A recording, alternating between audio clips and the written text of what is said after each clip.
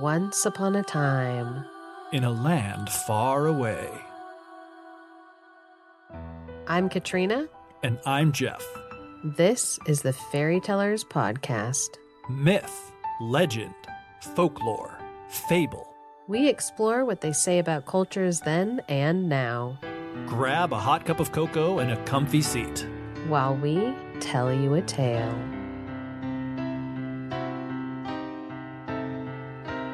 Welcome back to the podcast for yet another exciting episode. So happy to have you here with us. Indeed. This is going to be fantastic because it's going to be one of those episodes that is, it's part of our college curriculum thing that we're doing, but also I feel like it is still going to be a slappy, happy, fun time because of the stories that we are going to be telling. And in an act of rare defiance, not an act of rare defiance. What do I want to say? In a rare act on the podcast, I'm actually going to start us off with a story. Whoa. Mm-hmm. So this is from the completed fairy tales of the Brothers Grimm. We're going to be sticking with Brothers Grimm today, guys. Hopefully it'll be worth it. So I'm looking at the copy that is, again, the translations and introduction by Jack Zipes so that I can go to the omitted tales in the back.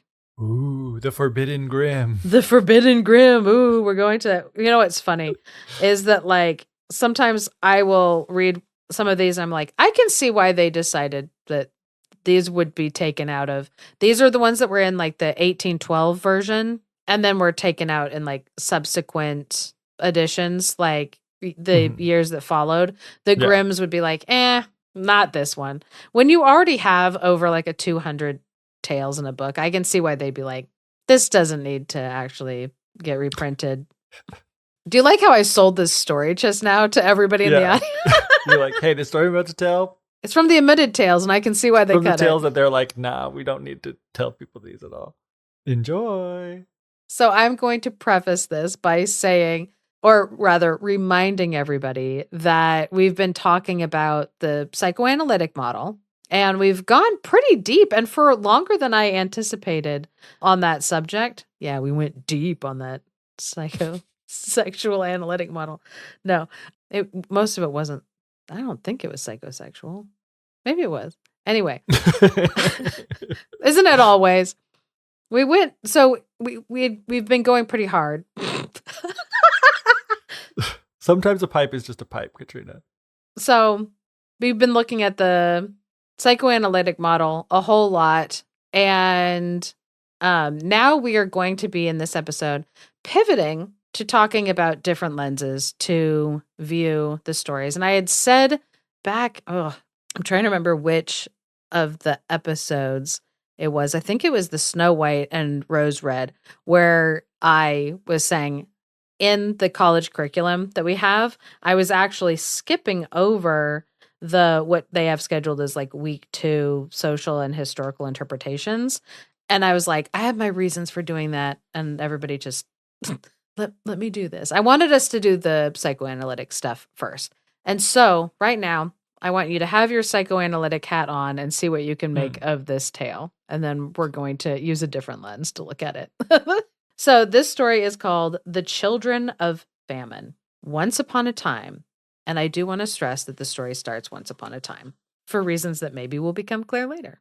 So once upon a time, there was a woman with 2 daughters, and they were so poor that they could not afford even a piece of bread to put in their mouths. So their hunger became so great that their mother started to kind of go crazy. It says she became unhinged and desperate. I'm like, now so many things get described as unhinged.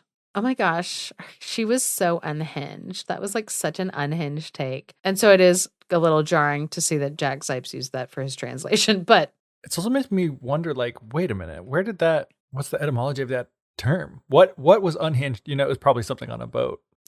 Well, I was just thinking of like a door on a hinge, and when it becomes unhinged, it's like flying off crazy. Yeah. Flying off the research. handle. Yeah. Do some Where research. Where does flying off the handle come from, too? Yeah. Probably from a boat. No. Anyway, they were so hungry. Things were so desperate that the mother started to become desperately unhinged. So she said to her children, I'm going to kill you so that I can have something to eat. And one of the daughters was like, she's like, please spare me. I'll go out and see if I can get anything. I'll go out and see if I can get something without begging, which I'm like, or maybe try begging. Just kidding. I don't know whether, you know what I mean, where sometimes sentences are structured that way, but that's what they do mean they are going to be begging. Right. Yeah. Anyway, regardless, she went out, she came back carrying a little piece of bread, and they shared it between the three of them, the mother and the two daughters. But it was not enough that it would end their hunger. And so the mother spoke to her other daughter, and she was like, all right, since you haven't done anything for me, it's your turn to die.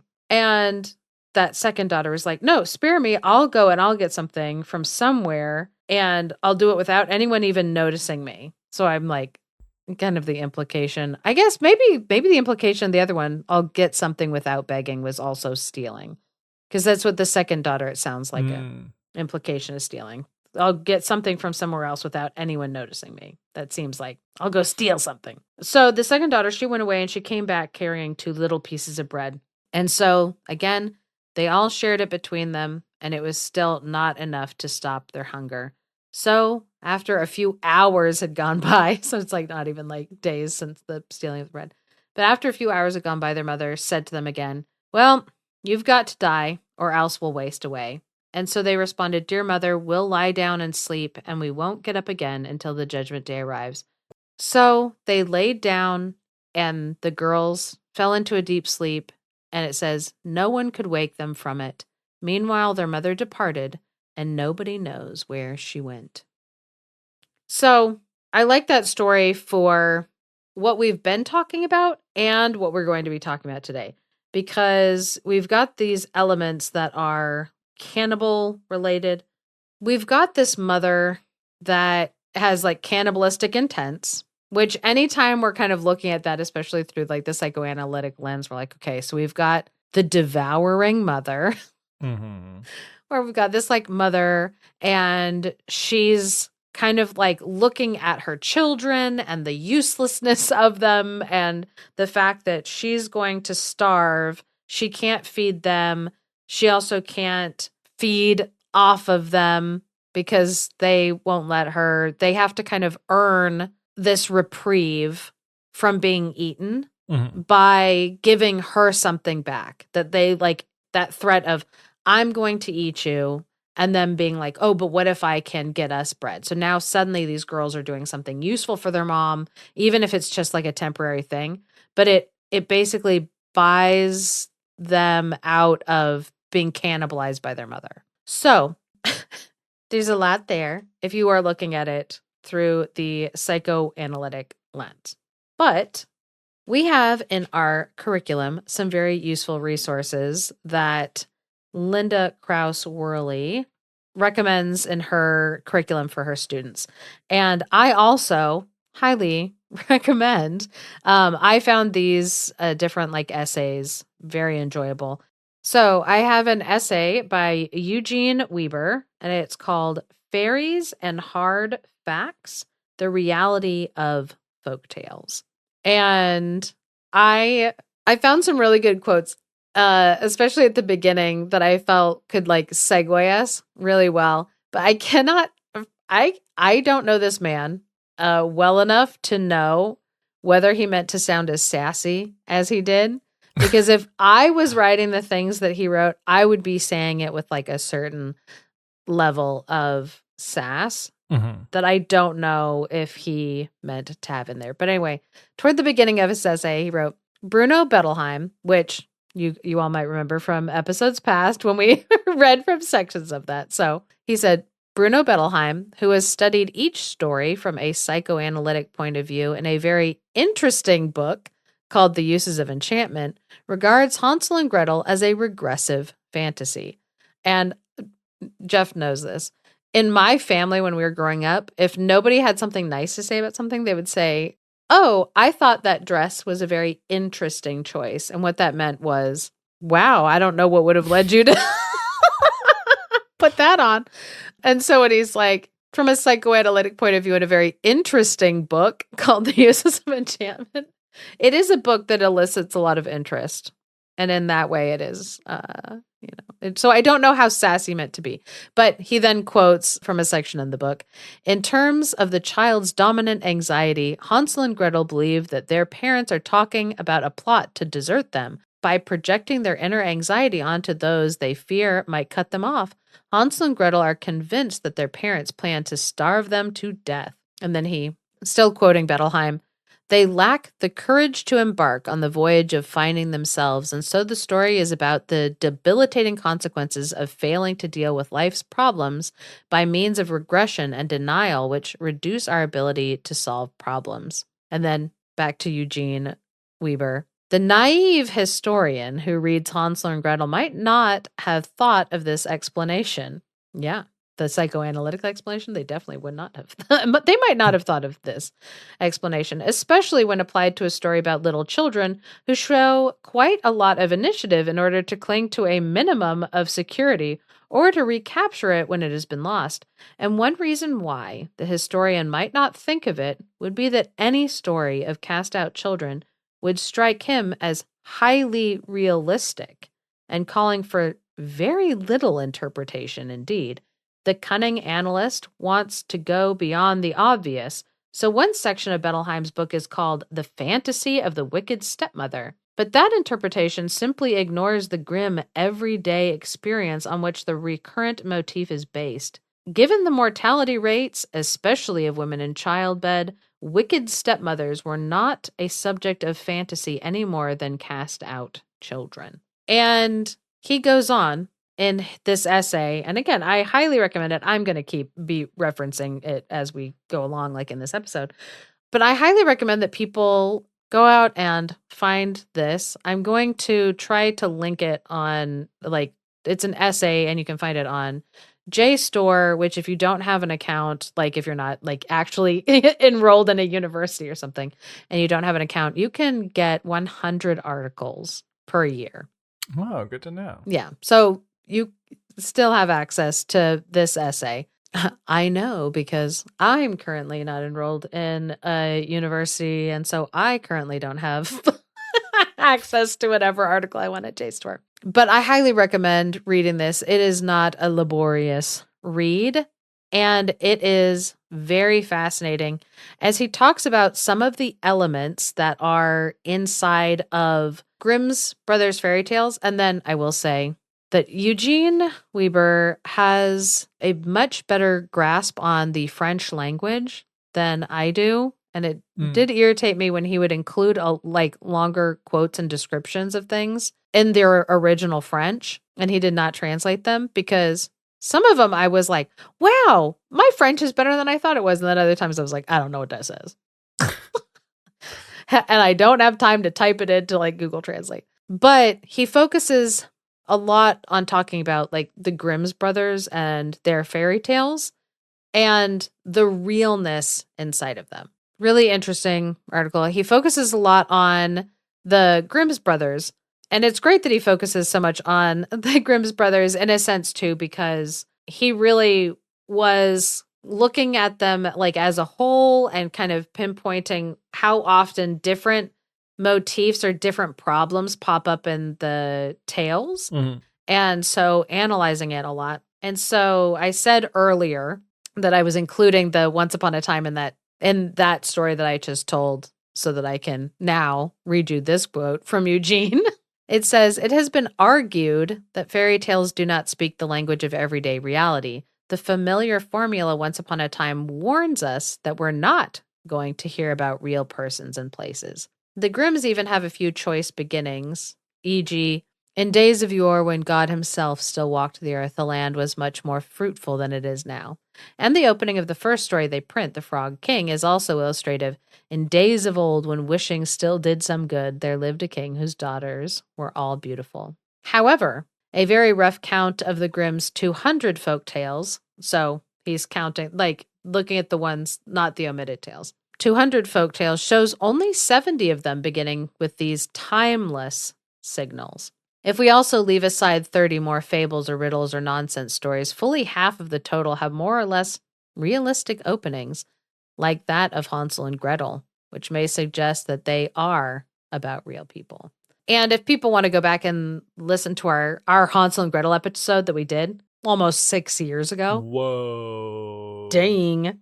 We do talk about how there was like a hoax that was played on like the general public that Hansel and Gretel was fully based on a real story.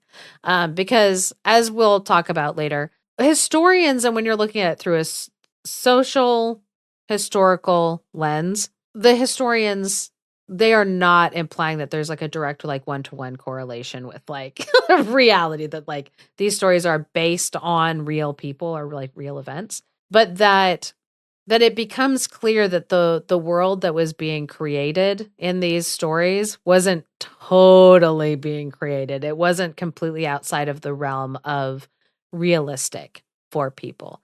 Eugen Weber goes on to say, a careful reading of the collection reveals a number of recurrent themes: hunger, poverty, death, danger, fear, chance. There are many orphans. There are wicked stepmothers, stepsisters, and mothers-in-law. There are poor children who have to go out into the world. There are forests inhabited by woodcutters and charcoal burners, but also by wild animals and outlaws and frightening spirits. Forests that provide a refuge, but whose darkness breathes danger, where it was easy to lose one's way or to run into trouble.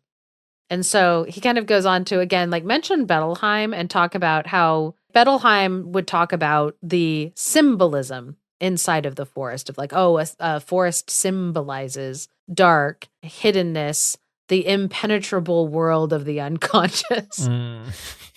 And Weber is like, you know what? Like, you know, maybe like if you are reading a story, you want to find some like symbolism in that forest or in whatever, like maybe you see that and that speaks to you in some way.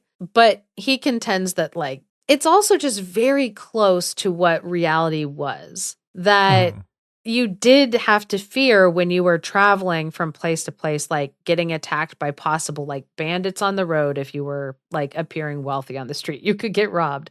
You didn't want to be a woman traveling long distances on the road without somebody watching over you, because there were men, not symbolic. There were like legitimate men and bandits who would harm you, not to mention wild beasts that like there's hungry stuff like out in the woods. So it's like, could you see symbolism in it? Sure. But when the people were telling the story, were they intending it as symbolic, or were they saying, so they were walking in a forest, much like you've walked in a forest, and they felt fears that are very real and akin to fears you have felt when you've walked in a forest.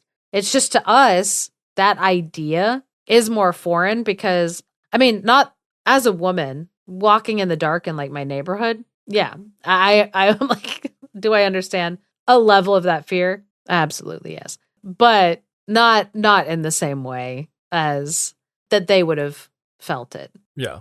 It's not as much a part of like everyone's lives as often. Yeah.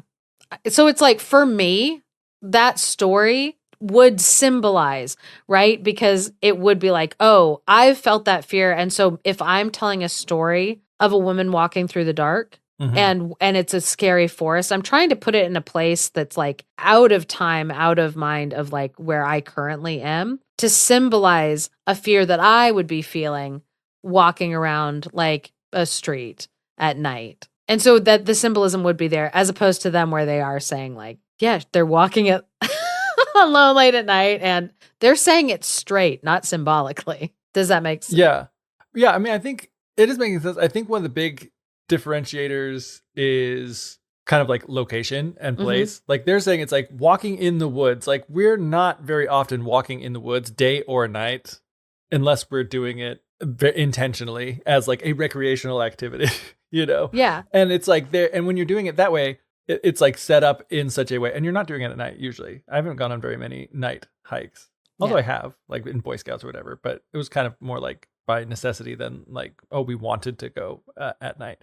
But like when we're walking, even me or, you know, you, whatever, it's like more in like cities, on like city streets where there's like street lights and there's like, you know, there's more around. And also it's unlikely that there's going to be wild animals that are going to be something that is going to get you. It's like, it is humans, which are scarier than, wild animals in many cases. Man or bear being a great example of, that playing out in our, I hate to use this term because it sounds so like pretentious, but like the zeitgeist. I don't know how to say that like in a non-pretentious way, even though I'm sure it's like a really easy phrase that I'm just like blanking on.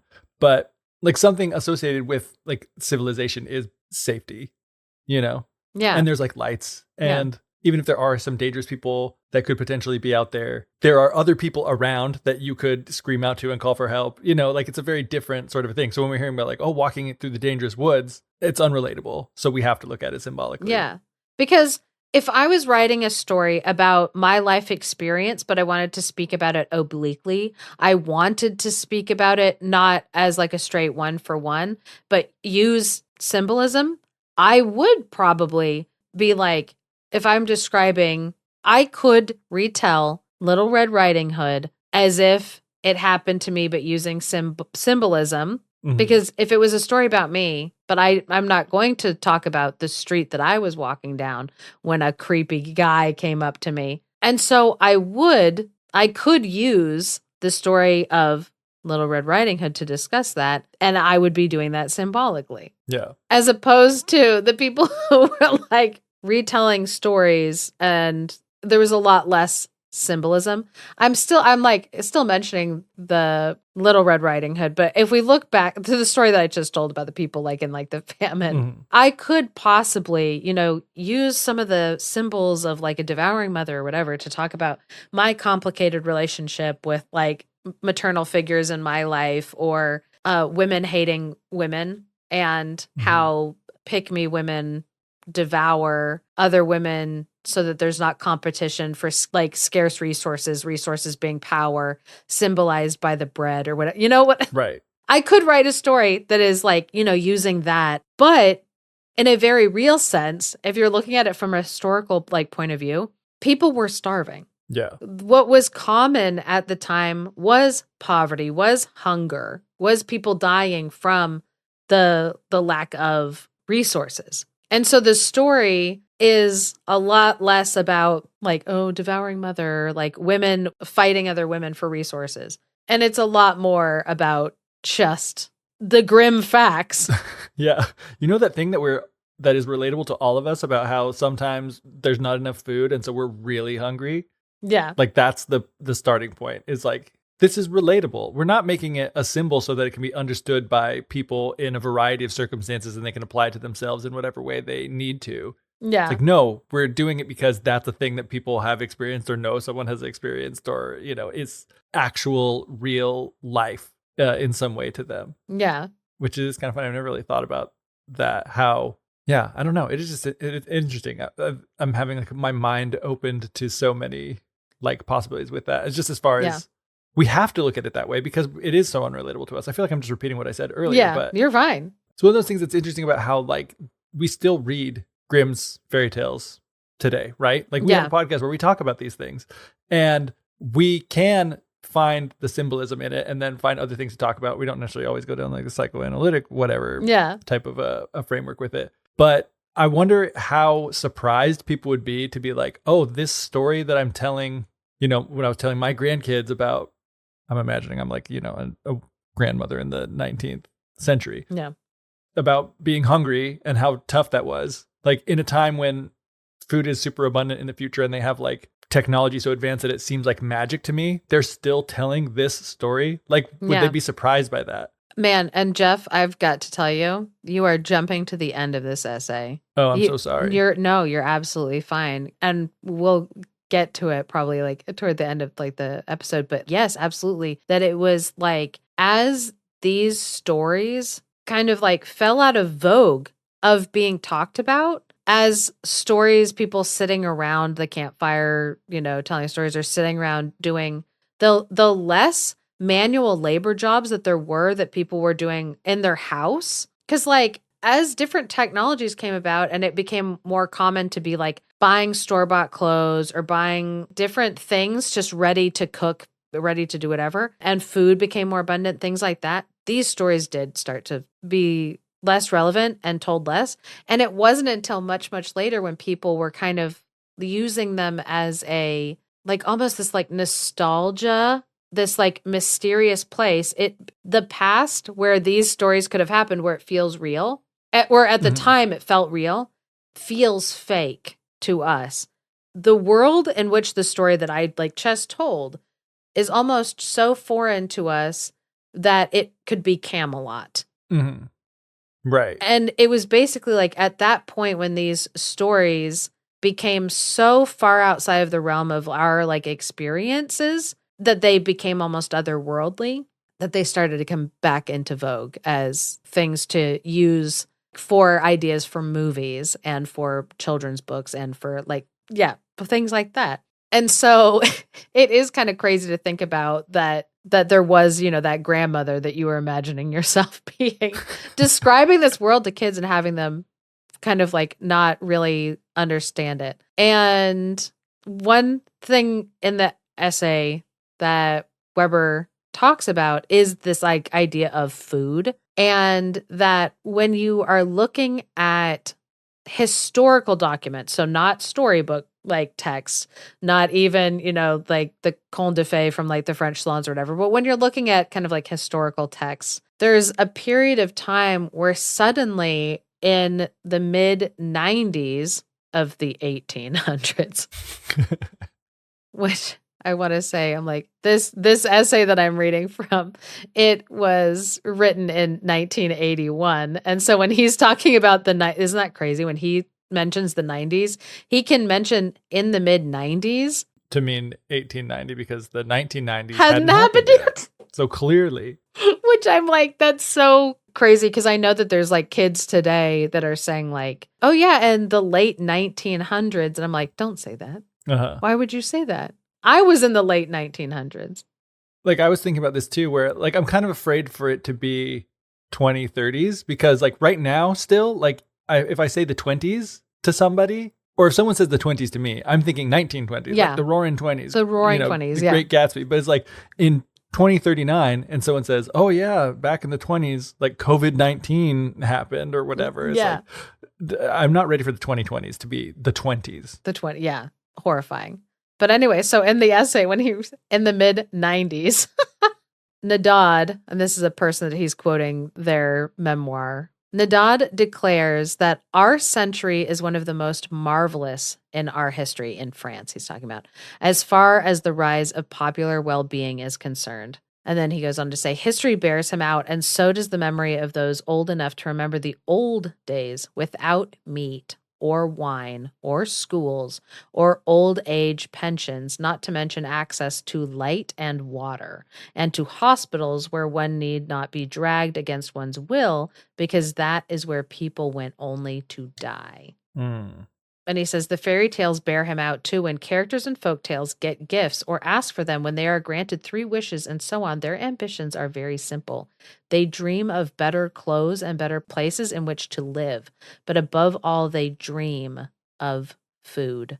Pots that will cook endless porridge, tables or tablecloths that set themselves with meals, fairy bread that cannot be eaten out of existence, cubby holes that secrete bread and milk. A proverb of the poor Chevenese makes clear that food is the most prized of presents and likely to be consumed at once. The proverb is, he who appreciates the gift closes his teeth on it. Oh, man, as I was reading this and like thinking back, especially, he goes on to talk about how in most of the fairy stories, the only people who eat meat, this makes me want to go back and look at like every single fairy tale again to see if this like bears out. But he's talking about some of the better known fairy tales in the Grimm's collection, where he's talking about some of the only people in fairy tales that eat meat are wicked. And it's like Snow White's stepmother wants to eat like the lungs and liver of a boar. Because when people are starving, when they're poor, they're usually getting bread or milk, possibly some like nuts and like fruit, right, from picking them like fresh. But it very much is this idea that like things like meat and wine are things of like unknown treasures. Like beyond your wildest dreams. Like, I would get to eat something that was like meat. Only the most gluttonous person gets to eat, like, has access. Only the richest people, the people who have like inordinate power, are able to like get their hands on meat. And so you see inside of like fairy tale collections, this like idea of the devastating poverty and being like so hungry that, you're just like doing anything you can to get your hands on just a little piece of bread.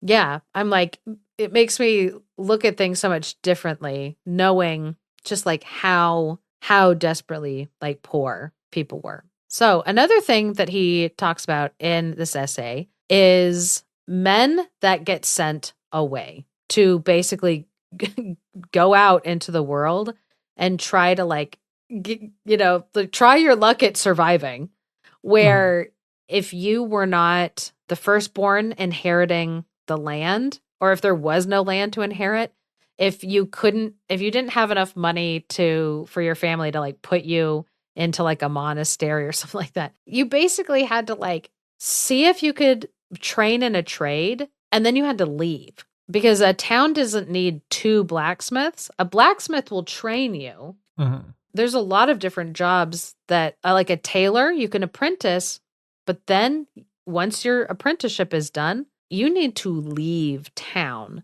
And so the idea of like men traveling out into the world to, try their luck, see if they can find some place where they might be needed, and then not seeing, their family of origin for the rest of their lives. That was just facts. That was just reality. It was not this like weird fairy tale conceit that they had come up with that makes sense only in the tale. No, like that was real life. That's what people were going through. And so, because now we've heard enough quotes for a while, we've heard enough of me talking for a hot minute, we're going to have Geoff retell the tale of Sweeney Todd. No. We're going to have Speaking of meat. Yeah, speaking of meat. Speaking of poverty, speaking of meat, we are going to have Geoff retell the tale. I think it's called The Tale of the Three Journeymen, or The Three Journeymen. The Three Journeymen, correct. So there were 3 journeymen, starting off just straight facts. Yep. And these 3 journeymen agreed that as they're traveling around, journeying as men are wont to do, finding work in all these different cities, they decided that they're going to stick together always and work in the same city. But after a while of working in the same city, there wasn't enough work for them to do. So they stopped being able to be paid by the people, and they were, just had nothing to live on, and they were reduced to rags, it says. And so one of the journeymen's like, well, what are we going to do? We can't stay here. I guess it's time for us to get on a traveling. We'll get to the next city, and if we can't find any work in this next city, then we may have to go our separate ways. But before we do that, let's arrange for the innkeeper to kind of be our point of contact, so we can like tell the innkeeper where we've gone and whatever, so that we can keep in touch through this innkeeper. And so these journeymen were like, you know what, that sounds like a really good idea. So let's go. And so they go on a journeying, and they find, while a journeying, a richly clad gentleman who asked them who they were. And the journeyman said, we're journeymen and we're looking for work. We've been together, up until now. And if we can't find any work, then we're going to have to go our separate ways. And the man's like, oh, no need for that. I've got some work for you to do. If you will do what I tell you to do, then you all will have more than enough money and work to keep you going. In fact, I'm going to make you all respected gentlemen, and you'll be able to be, the cool guys about town, as everyone says. Yeah. And so the journeyman, or one of the journeymen's like, well, as long as we won't be endangering our souls or salvation, we'll do whatever you want. Like, okay. And the guy's like, the richly clad gentleman's like, no, there's no danger. And I'm not going to make any claims on your souls either. And one of the journeymen, while this was going on, looked at this richly clad man's feet, and he saw that his feet there was a horse hoof and a human foot. And when he noticed that, he's like, oh, I don't want to have anything to do with this man, because the devil then said, you have nothing to fear. I'm not interested in your souls, but in someone else's. And he's already half mine. Nice. And his time is about to run out. It's the devil. I just remember that one story where the devil was like with that one guy, like, the devil take him. And he was like, he doesn't mean that. Yeah.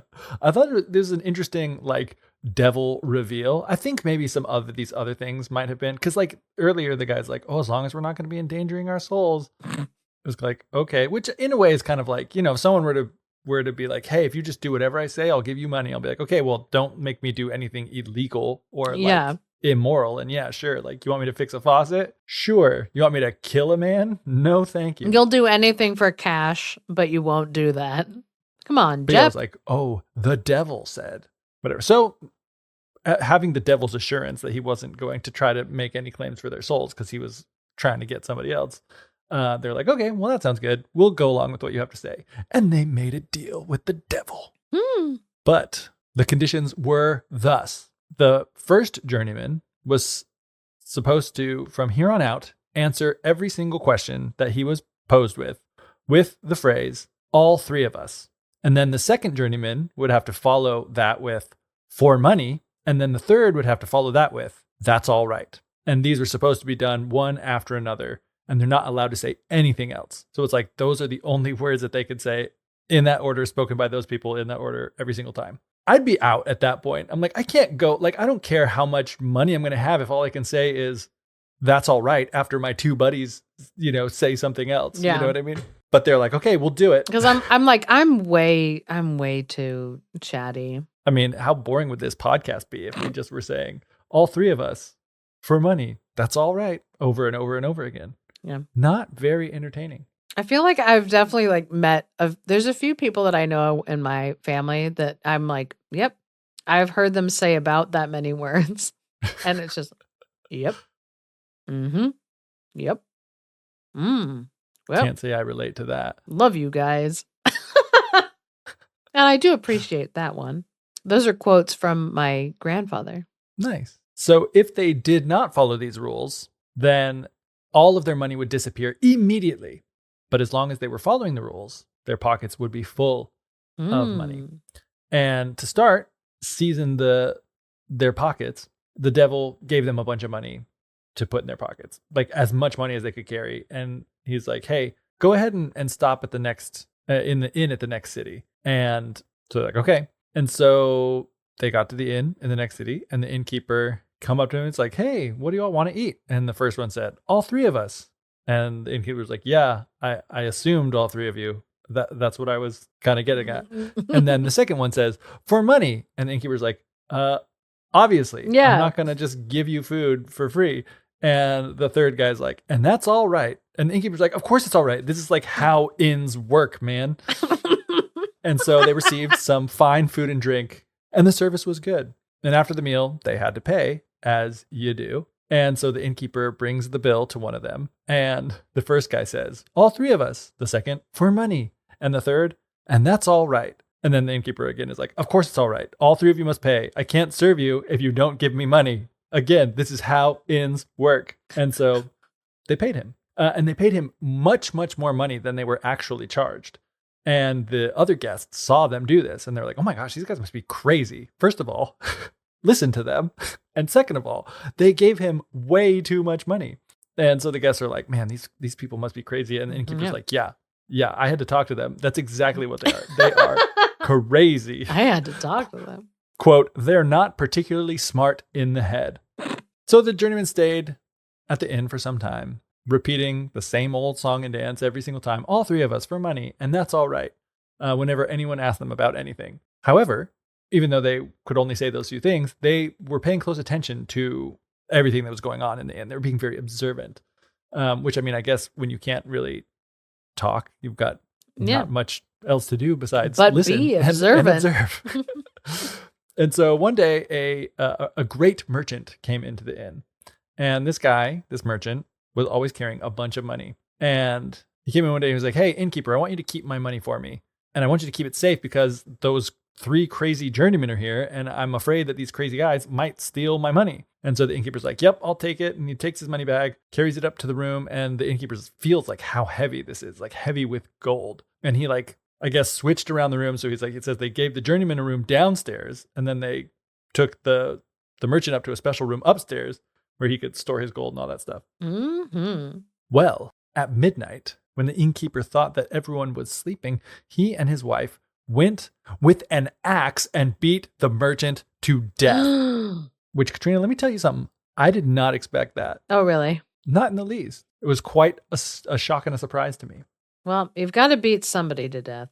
I remember hearing about this thing. Like, remember how there's this whole like, I Married an Axe Murderer. I know that's like a movie that like takes place in like the 80s or 90s or whatever, but how there's this whole thing about like axe murderers being a thing. Yeah. And it's because axe murderers were a thing like way back in the day, like 1900s and like whatever. Yeah. But the only reason that like axe murderers were a thing, it wasn't like people were like, you know what my preferred weapon is? It's an axe. But it was basically just because like there were always axes lying around. It was like a weapon of convenience. Yeah. It was like very, very heavy. And because I'm like, no matter what end, this is gory, no matter what end of that axe head you use, or what side of that axe head you use to hit somebody with, they're so heavy that by the time gravity has like, on the downswing, you're going to hurt somebody real bad. They're going to die, whether you're using the chopping end or not. If you hit somebody in the head with any part of an axe while it's swinging down, you're going to cause some damage. Not good. I don't say this from experience. Which reminds me of a question that was posed earlier about fly off the handle. That's actually about a hammer. Well, the head of a hammer flying off the handle, which is like a dangerous and unpredictable situation. Axe head, similarly dangerous and unpredictable if the axe head flies off the handle. Yeah. Well, this innkeeper and his wife, they flew off the handle and they beat the merchant to death. After the murder, they went back to bed.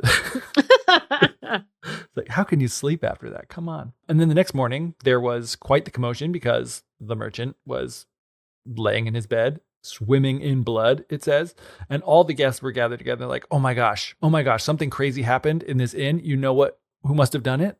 Those 3 crazy journeymen. Obviously, they must have done this because those guys are nuts. And all the guests are like, yes, it couldn't have been anyone else. There's no one else around here except for those crazy journeymen that would do something so crazy. And so the innkeeper summons the journeyman to him and he says, did you kill the merchant? And the first guy says, all 3 of us. The second guy says, for money. And the third guy says, and that's all right. And the innkeeper's like, you heard it yourself. They have confessed to the crime. And so the journeymen were taken to prison and they were put on trial. And they saw that things were getting pretty serious. And they're like, maybe we want to give up on this whole doing what the devil told us to do thing because we're going to die, like we're going to get put to death. It's not going to be good. What good is money going to be to us in that situation? But as they're getting afraid, thinking these things, not saying them to each other because that would void their promise. Yeah. The devil came to them and said, okay, just hold on one more day. Don't throw away your good luck that I've given you. Not a hair on your heads will be touched. I promise. And so the next morning, the journeymen are brought before the court and the judge asks them, are you the murderers? To which they reply, all 3 of us. Why did you kill him? For money. You villains, said the judge. Didn't you dread committing such a sin? And the third guy says, that's all right. And the judge like, they have confessed. They're unrepentant. They don't feel bad about it. Take them out and execute them immediately. And so the 3 journeymen were taken outside and the innkeeper joined the group of witnesses and the executioner's assistants grabbed the journeymen, lead them up onto the scaffold where the executioner was waiting for them with a sword to chop their heads off. And just then, a coach was drawn by 4 blood-red chestnut horses. And it was moving so fast that sparks flew from the pavement. And it was waving a white cloth from the window. And so the executioner is like, oh, I guess that means a pardon is coming. Which does make me curious about like, what about that? Like the white flag, maybe. Yeah, but also having that carriage, it's like, oh, somebody important has to be inside of that carriage. And so if they're waving that white handkerchief, granting somebody pardon, or at least momentarily stopping proceedings from happening, you're like, oh, I better listen, because if that person's rich enough to have a carriage, they're probably rich enough to bribe a judge to get me killed if I mess up. I mean, that's what I figured and assumed too, but it was one of those situations too where I was like, is this like, I mean, especially because it was describing the horses, like blood red chestnut horses. Yeah. I don't know. Anyway, I didn't know. It was one of the things where it felt like there was a little something that maybe I didn't know that someone back in the past would have been like in the same way from like, oh, and a black SUV pulled up and guys in black suits and black ties all stepped out. Did it say it was a black carriage? I don't think it does. It just says. Oh, okay. Because I was like, oh, that'd be really interesting because it would be all in that sentence, the 3 colors of fairy tales. Oh, yeah. Which it's like. But no, yeah, it wasn't. It's fine. But yeah, because and that also the the red, white cloth the was white. in a separate sentence. Anyway. Oh, well. But yeah, like the, but like in the that, same. Yeah, scene. that imagery of there, especially because like also very devilish. You know what I mean? Yeah. Where it's like that. Like the sparks flying because it's going so fast. Yeah. Like that seems like a devilish thing to be done. That juxtaposition between like the red, the white of like the flag, and then I guess my brain is just filling in the blanks and being like, and black. It doesn't say the coach wasn't black. Mm. So I thought this was also funny that like the executioner got what was going on. He'd seen this a time or two before. He's like, oh, that white flag means a pardon is coming. And then also, pardon, pardon was the cry that was being let out from the coach. And then the devil, dressed in his splendid fashion, as the distinguished gentleman that he had appeared as earlier, steps out of the coach and he says to the 3 journeymen, he says, you 3 are innocent, and you may now tell us what it was that you saw and heard while you were in the inn. And so the first journeyman says, we didn't kill the merchant. The murderer is standing right here among us. And he points to the innkeeper. He's like, if you want proof, go to the cellar where you'll find the other bodies hanging. And he's killed all of those people as well. And so the judge sent off the executioner's assistants to the cellar of the inn and found everything exactly as the journeyman had said. Which that means that like basically the innkeeper knew that these guys couldn't speak, like didn't have the language required to explain, because he sent them into the basement to be, and there were already other bodies in the basement. So he obviously, the innkeeper obviously, did he send them into the, because he, it didn't say the basement. I was like, maybe I misunderstood that. I think it said, he downstairs, but maybe that does mean the basement. Yeah. Anyway, I'm like, either way, somehow they either got occult knowledge or that guy, put them in the basement being like, they're not going to tell anybody. They're too stupid. Yeah. I was a little unsure as to. Okay. No worries. As to why they knew that he had murdered other people. Yeah. Because it didn't show that happening. Yeah, and it didn't say that the devil told them about those people. Yeah, but the only thing it did say is that they were observing. They were like being very observant, and maybe they noticed like, oh, like these people are coming in, and they're not coming out. And they're never checking out of this hotel. And the innkeeper has a single drop of blood on the hem of his trousers. I guess the devil did say like at the beginning, oh, hey, I'm going to have you help me get somebody whose soul is already mostly mine anyway. Yeah, which at that, these executioner's assistants come back, report to the judge that it was exactly as those 3 journeymen had said. And so the executioner is then ordered by the judge to cut off the innkeeper's head up on the scaffold. And at that, the devil turns to the 3 journeymen and says, there we go. Now I have the soul that I wanted. You're all free and you can have all the money you want for all the rest of your lives. The end. Incredible. I did really like this story. Yeah, I felt like it was a very fun story.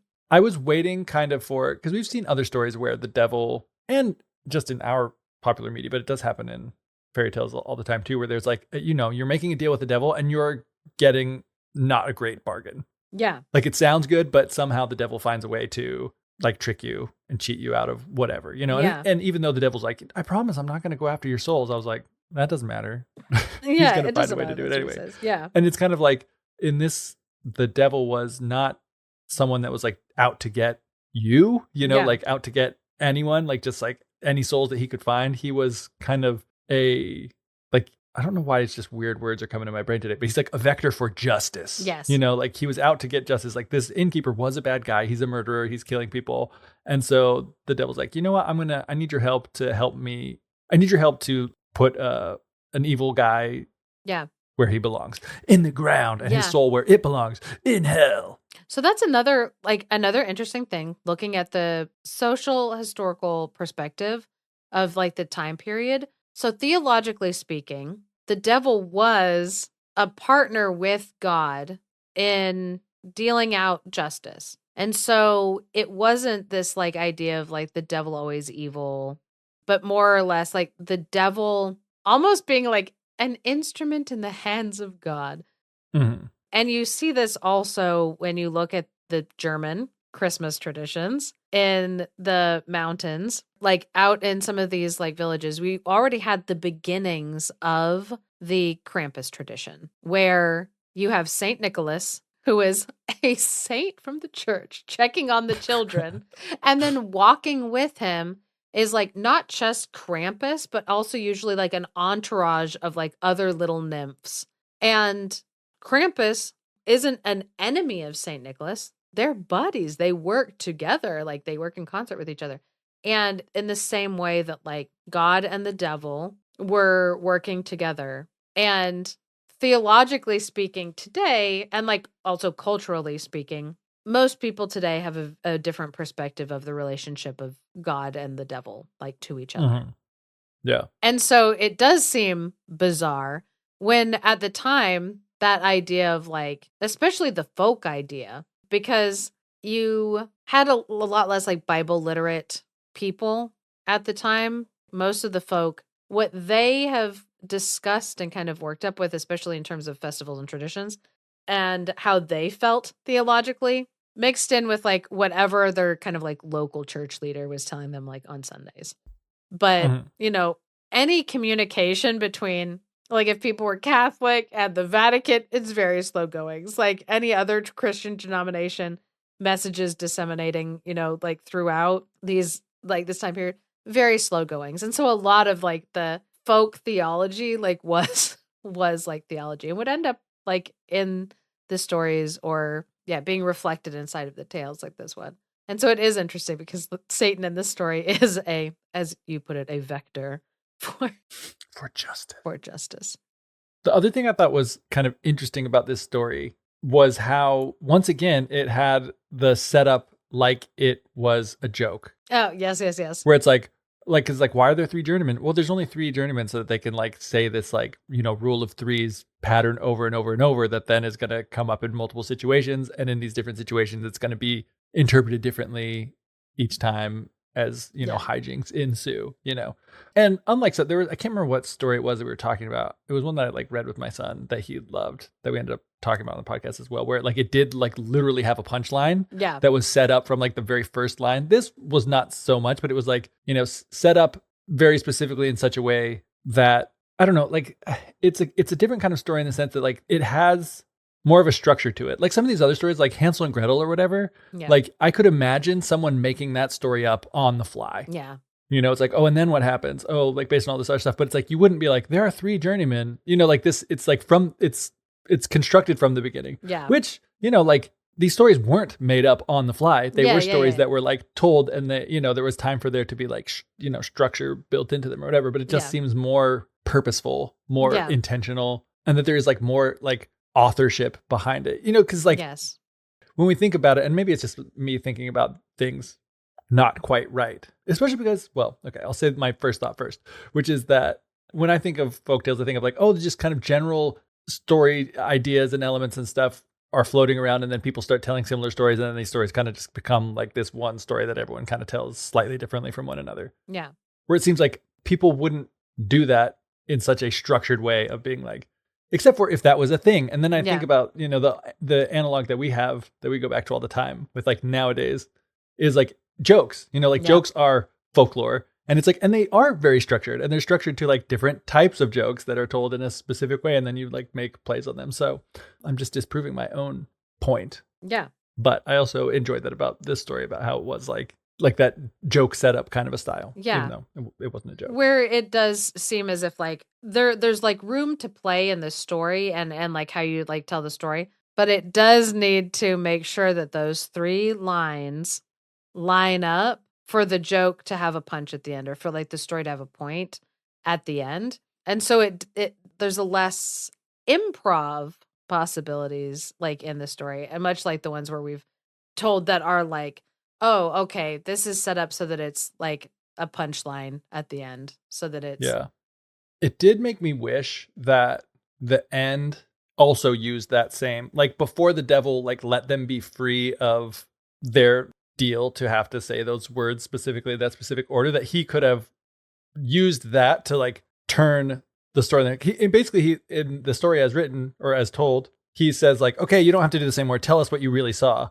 Like it would have been interesting if the devil could have been like, who of you knew that the innkeeper murdered this man? All three of us. It's like, why did the innkeeper murder him? For money. Yeah. And it's like, so he deserves to die for that. And that's all right. You know, like bringing that into like the finale to have that final turn. Again, this is like my modern brain, because of the fact that it was so much more structured, wanted it to like have that very specific payoff at the very end as well. Yeah. That you're like, oh, if I was rewriting it, I would make sure the payoff was like here as opposed to a different spot. Yeah. It also made me think of stories. I don't have like the specific titles, but I'm thinking of stories that have parrots in them. That just say that like one phrase over and over. Yeah, or the parrot knows like 3 different phrases and will like say those 3 different phrases like interchangeably. I feel like that was in like 1001 Nights. There's another tale in the Grimm's stories that like follows this same pattern. It's called Going Traveling. And it's another story too where you've got this man who's kind of going out to like make his way in the world. And I will not retell the story, but I was telling you so that if you want to go check it out, you can. And also to set up the quote that I wanted to use from Eugen Weber in his essay. One hazard, among others, for those who wandered off in the wider world, the language differed from one area to another, sometimes from one valley to another. Their speech, therefore, was probably meaningless away from home, and people had trouble understanding them.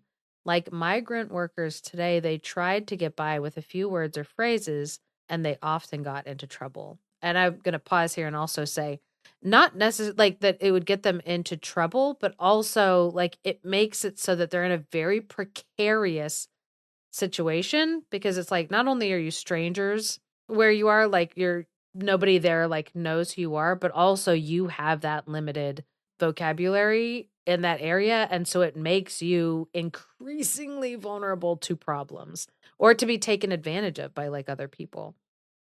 So back to the quote. One finds this motif of senseless words or phrases being repeated in inappropriate situations in 2 Grimm stories, appropriately entitled The Three Journeymen and Going Traveling, but it comes up most explicitly in a Breton story where 3 country lads go to Paris to learn how to speak, pick up 3 French phrases, and get sent to prison for a murder they did not commit. And here is where I was like, oh, that sounds like an exciting story that I'd love to look up. And I was able to find it in a complete French book. And so I could not read it or understand it because it is not translated, and my French is not that great. So that's a shame. But what I could read was basically like a synopsis in French about it that basically ends with them saying like in French that their phrases used inappropriately finally leads them to going to prison, which I'm like, that's same as like what it says, got sent to prison for a murder they did not commit. So I'm like, all right, well, so we don't get to retell that tale today because unfortunately Geoff and I, our French is limited as always. Being hamstrung by our limited French speaking abilities. Yep. Je suis désolé, Monsieur Masson. As always. Don't be funny as if seriously if someday I like hear from that man that he's like, please stop mentioning me. So, third story that we are going to be retelling is a story that is also a little bit religious. Oh my. Oh my. And it's called Eve's Unequal Children. So, speaking of, time out of mind and whatnot when people were talking, this one starts off when Adam and Eve were driven out of paradise. So, we're going way back. So they had to build a house on unfertile soil and earn their food by the sweat of their brow. That is biblical. That's all in there. And so Adam had to plow the field, and Eve had to do all the spinning for herself. And every year, Eve gave birth to another child. Rough. That part isn't, but like, it doesn't say that explicitly in the Bible. I almost said in the Bible. It doesn't say that explicitly in the Bible, but it was, the Bible verses basically. He has to earn now like everything he has by the sweat of his brow, and she's, has to endure the pains of childbirth. So that's these are the story elements they're leaning on. So not all of Eve's children were coming out looking alike, which I'm like, well, their genetics should be pretty similar. Gene pool pretty shallow at this point. Yeah. If you're having kids with one dude and there's only one dude to be having kids with, you would think they would come out, all looking the same. But they didn't. Some were beautiful and some were uggos. I remember reading that in Genesis. Some are beautiful and some were uggos. Or as my daughter was saying today with her friend, chopped. Yeah. Some were looks maxing and others were chopped. That's amazing. I love that. Whew. So anyway, after it says a considerable amount of time had passed, God sent an angel down to Adam and Eve to, inform them that he was going to come and look at their household that they had and, I don't know, I guess do an inspection of some kind. So Eve was really excited that God was going to be coming because they hadn't seen him since they got kicked out of paradise. Rough. So she started cleaning her house like any, good woman would do. Immediately start cleaning the house, decorating with flowers inside, and it says spreading rushes on the stone floor, trying to make it really nice. And she was gathering her children around her too. And it said, but only the most handsome ones. She was like, only we're gonna looks max our family for Jesus, not just for God. Got to make sure that he looks at only the hotties. So she washed them and bathed them, combed their hair, put on nice clean clothes for them, and warned them to, act right. Use your manners. This is going to be God coming to visit us, so you need to look right. You need to bow politely, offer him your hand, answer his questions, it says, in a modest and sensible way. She's like, don't embarrass me in front of God. But the ugly children were told to keep out of sight. So it said she hid one of them under the hay, another under the roof, another under the straw. So she's got kids in the attic. She's got kids in the cellar. She's got them under hay bales. She's got other ones in her oven. Not in a Hansel and Gretel kind of a way. Not in a Hansel and Gretel kind of way. She turned off the oven. She's a good mother. You let it cool down before you put a kid in it. I've always said that, and I'll stand by it. Mm-hmm. I turn off the oven before I put kids in it. You should write a parenting book. Okay, so it says no sooner had she done this when who should appear but God Almighty. The devil. Oh. No, other way. The Lord. So Adam peeped through a slit in the door because I guess they didn't have peepholes back in the day. And he saw that it was the Lord, which I imagine that there was just light streaming in from all of the cracks and crevices in the house. Who could it be? Just rays of light shooting out everywhere. Anyway, so he opened the door and Heavenly Father, it says, the Heavenly Father entered and saw the handsome children standing in a row. And so they bowed and they offered him a hand, did all the things that their mom told them to do. And the Lord immediately was like, oh, these are such good kids. They're so well behaved. I'm going to start blessing them. And so he's like, okay, you're going to become a powerful king. You'll be a prince. You'll be a count. You'll be a knight, a nobleman, a merchant, a scholar. And so he was telling each of these kids which of these noble jobs that they would get because they're such good kids, so good looking. So when Eve saw that the Lord was so nice and kind and merciful to her kids, she was like, you know what? I better, quote, fetch my misshapen children. Yipes. And the Lord was like, ooh, jump scare. Anyway, but she was thinking to herself, oh, the Lord is being so nice and kind to these kids. Maybe he'll, bestow some gifts on my band of coarse, dirty, scabby, and grimy children. Woof. And the Lord smiled and looked at them and he's like, I shall bless these children too. So he put his hands on the first one. He said, you shall become a farmer, you a fisherman, you a blacksmith, a tanner, a weaver, shoemaker, tailor, potter, sailor, messenger. And to the very last one, he said, you a house servant for the rest of your life. And so when Eve heard this, she said to the Lord, how unequally you divide your blessings. They're all my children. I gave birth to all of them. You should bestow blessings on them equally. And the Lord responded, Eve, you don't understand. I carry the responsibility, and it is necessary for me to populate the entire world with your children. If they're all princes and lords, who shall grow the wheat, or thresh, grind, and bake it? Who will be the blacksmiths, weavers, carpenters, bricklayers, shoemakers, and tailors? Each shall do according to his place, so that one will sustain the next, just like all the limbs of the body support each other. And Eve said to the Lord, please forgive my rashness and interference. Let your will be done also with my children. And that is the end of the story. And it's so interesting to the ears, I think, of a modern audience, especially, I'm going to say, like an American audience, especially.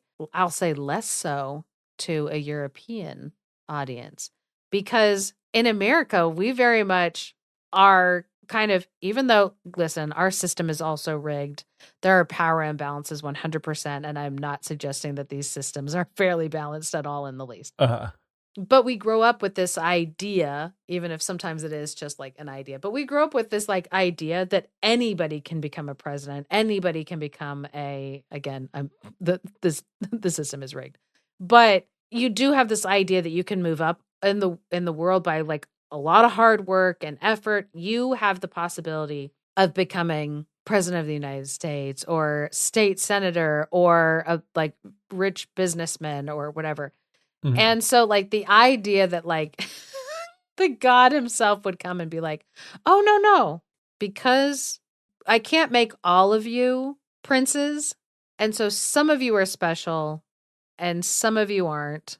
And look at the stadia. Obviously, you can see which ones are going to be which.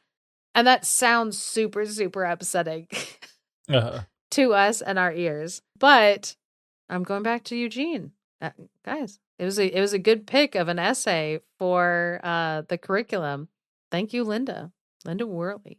So in the essay, he starts to speak about the differences that many people were noticing. He talks about the differences inside of the stories that we've seen a lot of as we've been like retelling the stories, where poor people, unless they're going to be exceptional in some way in the story, poor people are seen as rough, coarse, nothing like remarkable at them. If somebody is marked with something like remarkable, it's something that is innate to them, where like Cinderella just has small, dainty feet. She moves with an elegance that bespeaks hidden, natural nobility, like an inborn, innate nobility, like inside of her that exists. And we talked a little bit about that when we were doing the French salon tales, of like some of that was like baked into the stories, where it doesn't matter if you hide somebody away who's like a noble, people will notice, because nobility is an innate quality. If you're beautiful, you're noble. That shows up in the stories a lot. Yeah. And it's because that's the way that people actually felt and saw things. You could probably change the tense on that comment. Yeah, that's true. That's the way people felt and feel and saw and see things nowadays as well. Where they're like, oh, are you beautiful? It's probably because it bespeaks to your natural betterness than me. Like you clearly are. If you're hotter than the average person, then you probably deserve nicer things because you naturally are more noble. I'll quote here, and the situation for much of the 19th century is well reflected in another Grimm story called Eve's Unequal Children. Since God was so good, Eve thought she would take a chance and bring them, the ugly children, out too. And indeed, God behaves very decently, and he blesses, as the text says, the whole coarse, dirty, scabby, sooty troop. But the fate he allots them is to be farmers and fishermen, tanners and weavers, carters and servants. So the poor themselves had a pretty good idea about their comparative looks. So this idea that, oh, ugly people are that way because like God wanted them to be in these subservient roles. That was just kind of like, that would have been accepted by people who'd like read that story. To us, I'm like, how unsatisfying, like how horrible. But at the time it was this like very accepted thing. And speaking on like the social historical lens and like the uses for viewing stories through that, I wanted to bring up the Mules and Men by Zora Neale Hurston, where there are actually very similar stories that involve God and how he viewed different races of people. And yikes. Yeah. And it's interesting because it's like Zora Neale Hurston was recording these stories that were being told by her African American community members. Mm-hmm. And they were talking about how, oh, God gave us Black people less blessings because we, as some of the stories go, like, oh, we slept in late on the day that he was handing out blessings, or different things like that. And reading those stories, knowing the context that the stories were being told in terms of like who was telling those stories to Zora Neale Hurston, and that they were telling them to each other, like all of that context is very, very important when you are looking through like the historical lens, looking at not just like a text itself, but also like the context in which like it was recorded and like written. It tells you how people were being treated during the time. And of course, Zora Neale Hurston's time, when she's recording these stories, and I believe it was the 1930s in US history, not that many years out from slavery, where, people still remembered and had relatives who like would tell these stories and who had been enslaved in the United States. Those stories in that context tell a lot about what historically was being talked about. Obviously, a tale where you have, like in this one, where it's Adam and Eve and God, and it is kind of a once upon a time. It's at the beginning of time or whatever. So it is like a time out of mind when they're retelling it, except that it's very reflective of the thoughts that people had in that day, or like what was commonly talked about and believed, or even in some of the tales and like with Zora Neale Hurston, joked about. And that's interesting to look at. And I mean, then you can get into kind of like the psychology of why we tell these stories, how we make sense of the world, but making sure that they're framed within the historical and social context in which they were like being told and talked about, which kind of brings us to talking about a little bit of what, we discussed earlier when you were like, wait, but like, what was it like as like the further people were getting out of that time period? Like, what was it like? And that is basically how Eugen Weber like ends this article by talking about what did happen as that went. He wrote, "The world was being domesticated. Mysteries were explained away, and nature that a short while before could only be handled by analogy was being analyzed into working parts. Manure took the place of magic," which I'm like, for him to use that as an example, I felt like was so interesting. Like when people understood more about like what made plants grow the best, or like why some soil is worse than other soil, like in real scientific terms. So yeah, manure took the place of magic. I'm just like, man, that's really like evocative. Time became an element of everyday life. Novelty was both available and desired. The press brought news and new sensations, and change was perceived not only as a fact of life, but as desirable. Change was progress. The press, the schools, the public speeches, and one's own life confirmed this. In such a context, the images that the old tales offered were no longer familiar or acceptable. Their wisdom became nonsense and superstition, which is precisely how it had been denounced for centuries by voices and authorities steadfastly ignored as long as it made sense. So saying that like there had been people who were like, oh, why are people believing this like stupid stuff? But also, you had literal snake oil salesmen who would try to be, oh, this is a magic tonic that like works. And some people would be like, no, we know that doesn't work, but their science wasn't that much better than like a random person selling snake oil. Now the services the yarns had rendered were no longer required, indeed could be dispensed with on every sort of level. They could be relegated to the world of children, along with fairies, fair maidens, and brave knights, to become the entertaining fictions that the educated classes had long appreciated as such. And I found this to be just such a fascinating read, to think about different concepts that I had not considered, including, I'm like, some of the things that we like did not touch on were, and then some of the things we've touched on in the past, like the fact that women died in childbirth so much more, that remarriages became so common, where it was like the average lifespan of a woman for a very, very long time averaged out to between 25 and 30 years old.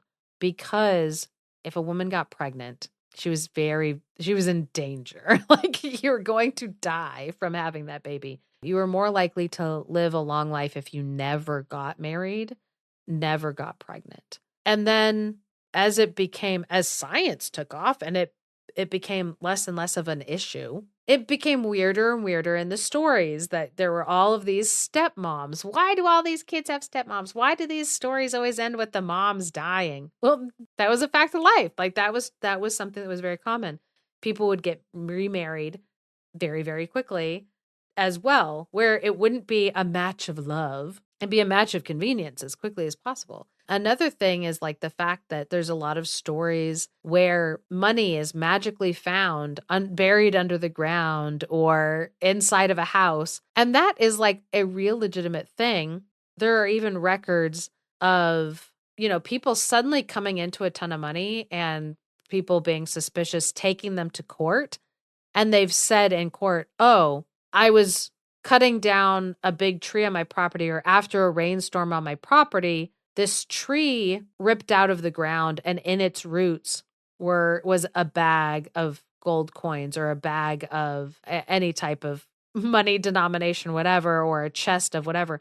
And it was like, yeah, because people would bury they didn't have banks. So they had a specific spot that they would like bury a bunch of treasure if they forgot about it in front of the biggest tree on the property, or died before they could retrieve it, or whatever, died of famine, what have you. People would, go to rip up this old tree that had recently died or get tipped over in a storm, and they would legitimately find money, or up in an attic under floorboards or the old foundation of a house. It was common. Mm-hmm. And so in stories, when people are magically digging up treasure found under a tree, or, some cat they run into in the woods has this like occult knowledge of like where treasure can be found, people were like, oh yeah, that absolutely makes sense. Or even like sometimes if somebody came into a ton of money and somebody would, accuse them of being a robber, they're like, it's 1838. I'm a treasure digger. And the court would be like, oh, of course. He was able to magic the knowledge of this treasure digging. And of course he would have cash money. He didn't thieve it. He's a soothsayer. And so reading this essay, super, super interesting. I wanted to say also, we didn't get to any like of the quotes or anything from this other book, but it was, again, another fascinating read in the curriculum that Linda Krause Worley suggested. And so I want to tell people about it. And this is a chapter from a book, Robert Darnton, Peasants Tell Tales. And the book, people might get a kick out of the name of the book, all of it by Robert Darnton, written in, I believe, 2009. So like a more recent book I got at the library. The Great Cat Massacre and Other Episodes in French Cultural History. And so he's talking about the historical context in which we've like heard about different things. And so in that chapter, Peasants Tell Tales, he's talking about how fairy tales are informed by the history, much like we've been talking about. And it's interesting because you will notice that he will also be bringing up Bettelheim and also another psychoanalytic author named Frum, and basically kind of poking holes in the stuff that they talked about, which is one of the reasons why I wanted to do psychoanalytics first.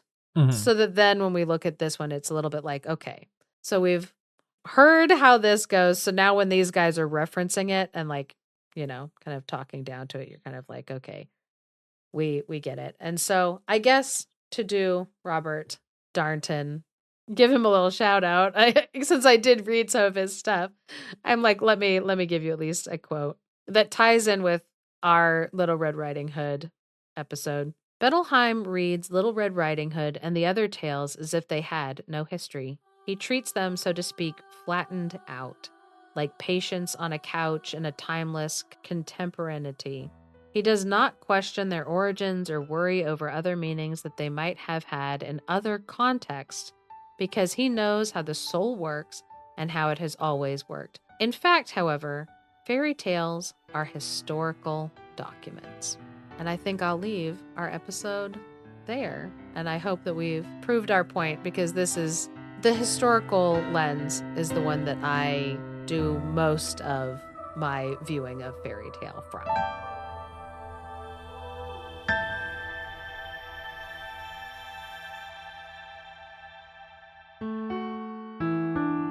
Thank you for listening to The Fairy Tellers. If you enjoy what we're doing, please leave us a review or share us with your friends. For access to exclusive bonus content, consider supporting us on Patreon at patreon.com/thefairytellers. Special thanks to Andy Forey for our music and to Clarice Inch for our artwork. And of course, a big thank you to all our patrons. Without all of you, this show wouldn't be possible. Good stories pay little attention to cultural or linguistic frontiers. The student of story collections find themselves adrift on an ocean of stories, an ocean which is boundless, deep, and ceaseless in motion. Robert Irwin.